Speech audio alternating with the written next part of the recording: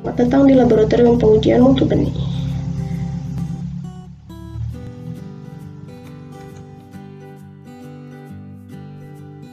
Prosedur umum pengujian mutu benih di laboratorium oleh Balai Pengawasan dan Sertifikasi Benih Tanaman Pangan dan Hortikultura Jawa Barat. Apa saja sih yang harus kita lakukan dalam melaksanakan pengujian mutu benih di laboratorium? Yang pertama, kita punya contoh benih baik untuk sertifikasi maupun pengawasan, masuk ke bagian administrasi untuk pencatatan identitas contoh benih dan pemberian nomor lab, kemudian masuk ke analis benih untuk pengujian benih, dan terakhir masuk ke administrasi kembali untuk pelaporan. Nah, untuk analis benihnya yang tadi ada 3, penetapan kadar air, kemurnian fisik, dan pengujian daya kecambah.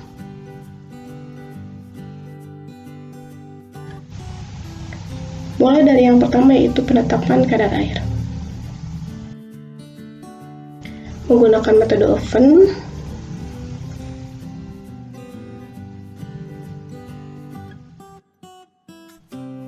nah kita punya contoh kirimnya nih yang sudah dihomogenkan tentunya. Mengambil contohnya, dihancurkan atau dipotong, bisa juga dicacah atau kemudian ambil sesuai kebutuhan. Ini banyaknya didasarkan pada diameter cawan. Kemudian sampel harus dibuat 2 ulangan.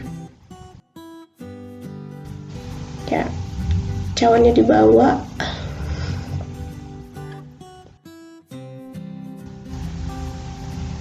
Lalu timbang. Yang pertama itu contoh kerjanya sesuai diameter cawan atau yang tadi kita cacah. Kemudian cawan kosong dengan tutupnya kita tulis dengan M1. Kemudian cawan isi dengan tutupnya atau M2.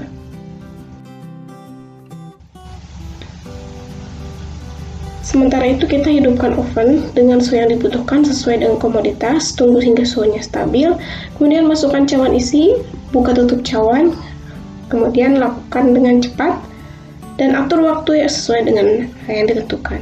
Apakah itu lama? Setelah keluar dari oven, masukkan ke dalam desikator. Tutup cawannya harus dibuka. Dilakukan selama 30-45 menit. Kemudian setelah dari desikator kita timbang kembali atau kita pakai kode M3. Kemudian kita hitung hasilnya. M2 dikurangi M1 dibagi M2 dikurangi M1 dikali 100%. Dan jangan lupa untuk selalu catat di dalam buku harian kerja. Nah, ini ada indikator kadar air maksimal untuk padi 13%, kedelai 11%, kacang tanah 11%, jagung 12%, dan kacang hijau 11%. Nah, ini berlaku mulai dari BS, BD, BP, dan juga BR. Masuk kita yang kedua, yaitu analisa kemurnian benih.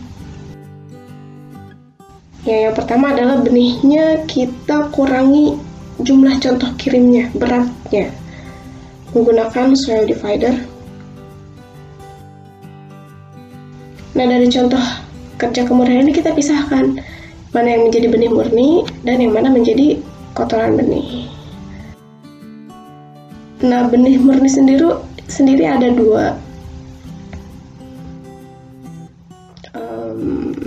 indikator, yaitu benih yang sesuai dengan pernyataan pemohon atau secara dominan ditemukan di dalam contoh benih termasuk semua varietas dan kultivar dari spesies tersebut.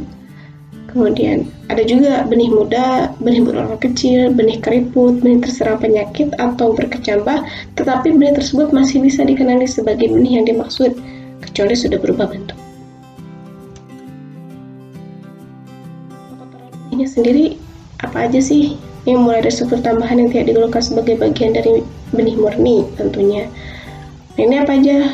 Ada folet steril, gabah hampa, bunga, lema, sekam, kotoran benih, palea, tanah, daun, batang, batu, kulit, batang, pasir, dan semua material bukan benih. Lalu kita timbang yang menjadi benih murni dan juga kotoran.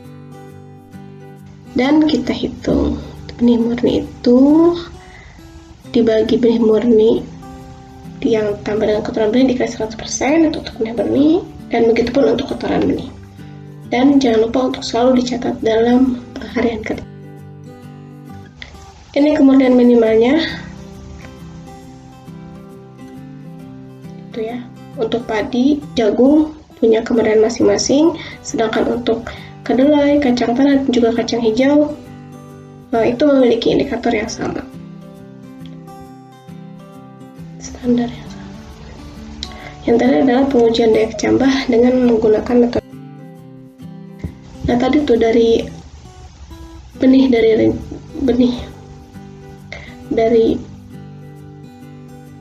bekas pengujian kemurnian, diambil contoh kerja sebanyak 400 benih murni.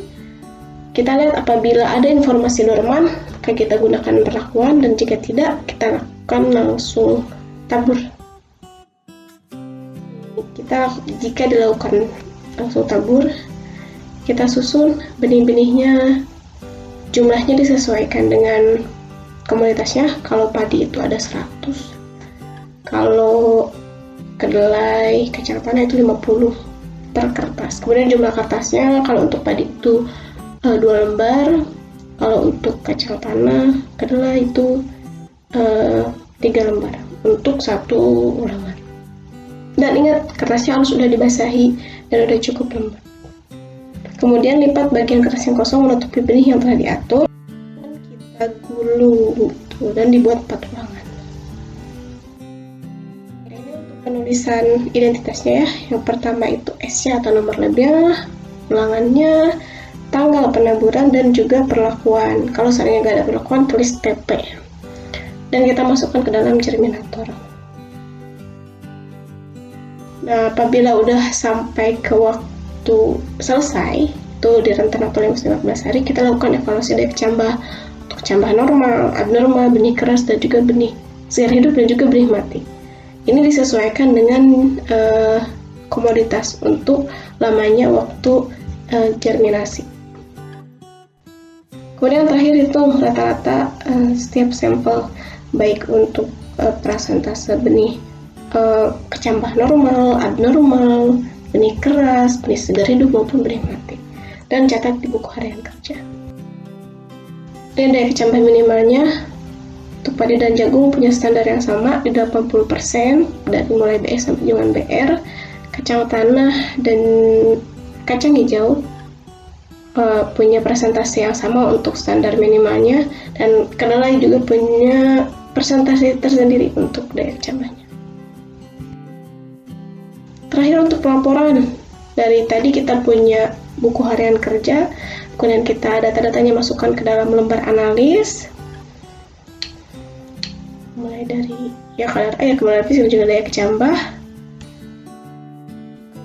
Tadi kertasnya di hektar ke belakangnya untuk kadar air, dan diberikan kepada administrasi untuk dilakukan pengujian untuk dituliskan hasil uji lengkap. Nah, sekian selesai untuk pengujian di laboratorium. Terima kasih. Sampai jumpa di laboratorium pengujian benih selanjutnya.